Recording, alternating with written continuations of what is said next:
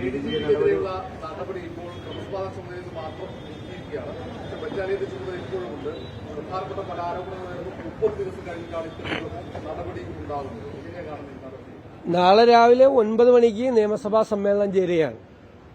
ഇന്ന് രാത്രി 9 മണിക്ക് ക്രമസമാധാന ചുമതലയിൽ നിന്ന് നീക്കി. പ്രതിപക്ഷത്തെ ഭയന്നിട്ടാണ് ചെയ്തിരിക്കുന്നതെന്ന് വ്യക്തമാണ്. പക്ഷെ ഞങ്ങൾക്കൊരു കാര്യം അറിയേണ്ടത്, ഞങ്ങൾ 2 ഗുരുതരമായ ആരോപണങ്ങളാണ് ഉന്നയിച്ചത്. ഒന്ന് ഉന്നയിച്ചത് സെപ്റ്റംബർ 4-നാണ്. മുഖ്യമന്ത്രിയുടെ ദൂതനായി ഈ അഡീഷണൽ DGP RSS നേതാക്കളെ കണ്ടു. അതാണ് പ്രധാനപ്പെട്ട ആരോപണം. അതിന്റെ പുറത്താണ് നടപടിയെടുത്തതെങ്കിൽ 32 ദിവസം കഴിഞ്ഞിട്ടാണ് ഈ നടപടി എടുത്തിരിക്കുന്നത്. യഥാർത്ഥത്തിൽ അത് സംഭവിച്ചത് 2023 മെയ് മാസത്തിലാണ്. മുഖ്യമന്ത്രിക്ക് അറിയാമായിരുന്നു, ദൂതനായിട്ട് അയച്ചതാണ്. ഇനി വാദത്തിന് വേണ്ടി മുഖ്യമന്ത്രി അറിയാതെയാണ് വിട്ടതെങ്കിലും പിറ്റേ ദിവസം രാവിലെ ഞാൻ പറഞ്ഞല്ലോ, ഇന്റലിജൻസ് റിപ്പോർട്ട് മുഖ്യമന്ത്രിയുടെ ടേബിളിലെത്തി. ഇപ്പൊ 16 മാസം കഴിഞ്ഞിട്ടാണ്, പ്രതിപക്ഷത്തിന്റെ സമ്മർദ്ദം കൊണ്ടും സമരം കൊണ്ടുമാണ് ഈ മാറ്റം ഉണ്ടായത്. 16 മാസം കഴിഞ്ഞിട്ട്. ഇനി പൂരം കലക്കിയതിന്റെ പുറത്താണ് മാറ്റിയതെങ്കിൽ അത് വേറൊരു കാര്യമാണ്. പൂരം കഴിഞ്ഞിട്ട് 5 മാസം കഴിഞ്ഞു. ഒരാഴ്ചക്കുള്ളിൽ റിപ്പോർട്ട് തരണം എന്ന് പറഞ്ഞിട്ട് മുഖ്യമന്ത്രിക്ക് അറിയാം ഇതെല്ലാം. പൂരം കലക്കാൻ അദ്ദേഹം തന്നെ വിട്ടതാണ്. എന്നിട്ട് പൂരം കലക്കാൻ ചുമതലപ്പെടുത്തിയ ഉദ്യോഗസ്ഥനെ, പൂരം കലക്കിയ ഉദ്യോഗസ്ഥനെ തന്നെ അന്വേഷണം ഏൽപ്പിച്ചു.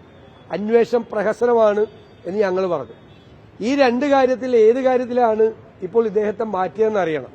ഇപ്പൊ അദ്ദേഹത്തിനെ മാറ്റിയിരിക്കുന്നത് RSSന്റെ ചുമതലയിൽ നിന്ന് ബറ്റാലിയന്റെ ചുമതലയിലേക്കാണ് ഇപ്പം മാറ്റിയിരിക്കുന്നത്. ഇതും ഒരു തരത്തിലുള്ള പ്രഹസനമാണ്. കഴിഞ്ഞ 32 ദിവസം അവിടെ തുടർന്നു. ഇനിയും വളരെ പ്രധാനപ്പെട്ട സ്ഥാനത്തിരിക്കുകയാണ്. ഈ ഉന്നയിക്കപ്പെട്ട ആരോപണത്തിന്റെ പുറത്താണ് മാറ്റിയതെങ്കിൽ അതിന് പ്രപ്പോഷണൽ ആയിട്ടുള്ള, ആനുപാതികമായിട്ടുള്ള ഒരു നടപടിയല്ല ഉണ്ടായിരിക്കുന്നത്. കാരണം ഈ 2 ഞങ്ങൾ ഉന്നയിച്ച, പ്രതിപക്ഷം ഉന്നയിച്ച ഈ 2 ഗുരുതരമായ ആരോപണങ്ങൾക്കും ഈ നടപടി പോരാ. അപ്പോ കണ്ണിൽ പൊടിയിടാനുള്ള, ഈ നാളെ അസംബ്ലി തുടങ്ങുമ്പോൾ എന്തെങ്കിലും പറഞ്ഞ് പിടിച്ചു നിൽക്കാനുള്ള ഒരു തന്ത്രം മാത്രമാണ്. പേരിനൊരു മാറ്റം അത്രയേ ഉള്ളൂ.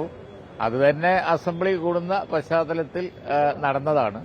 ബാക്കി നമുക്ക് നാളെ അസംബ്ലി പറയാം. പ്രധാനപ്പെട്ട കാര്യം, ഈ AK ബാലൻ അടക്കമുള്ളവർ പറഞ്ഞു ഇത് അൻവറിന്റെ കൂടെ പരാതിയുടെ അടിസ്ഥാനത്തിലാണ് ഇങ്ങനൊരു നടപടി ഉണ്ടായിരുന്നു. ശരിക്കും അപ്പോ RSS നടത്തിയ കൂടിക്കാഴ്ച അത് മുഖവിലേക്ക് എടുക്കുന്നില്ല എന്നുള്ളതാണ്. അല്ല, അതാണെങ്കിൽ അതിനേക്കാൾ ഗുരുതരമാണ്. 2 കൊലക്കേസിൽ ഇടപെട്ടെന്നുള്ളതാണ് ആരോപണം.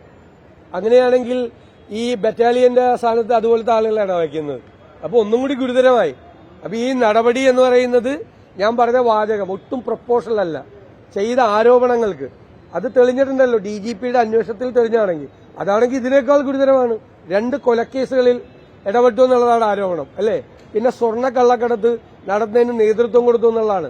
സ്വർണ്ണ കള്ളക്കടത്തിന് നേതൃത്വം കൊടുത്ത ആളും അതുപോലെ 2 കൊലക്കേസിൽ അവിഹിതമായി ഇടപെട്ട ആളെയും ഈ RSSന്റെ ചുമതലയിൽ നിന്ന് ബറ്റാലിയന്റെ ചുമതലയിലേക്ക് മാറ്റിയ, അത് പിന്നെ കണ്ണിൽ പൊടിയിടാനുള്ളതല്ലാതെ എന്താണ്? പിന്നെ ഏതാരോപണത്തിന്റെ ഗുരുതരമായ ആരോപണങ്ങളാണ് ഞങ്ങൾ ഉന്നയിച്ച 2 ഗുരുതരമായ ആരോപണം. അതുപോലെ ഭരണകക്ഷി MLA ഉന്നയിച്ച മറ്റാരോപണം. ഏതിലാണ് ചെയ്തതെങ്കിലും ഇത് എന്ത് തട്ടിപ്പാണിത്? ഞാൻ വീണ്ടും ചോദിക്കുന്നു, ഇത് എന്തൊരു പ്രഹസനമാണ് മുഖ്യമന്ത്രി. നാളെ നിയമസഭയിൽ കാണാം ബാക്കി.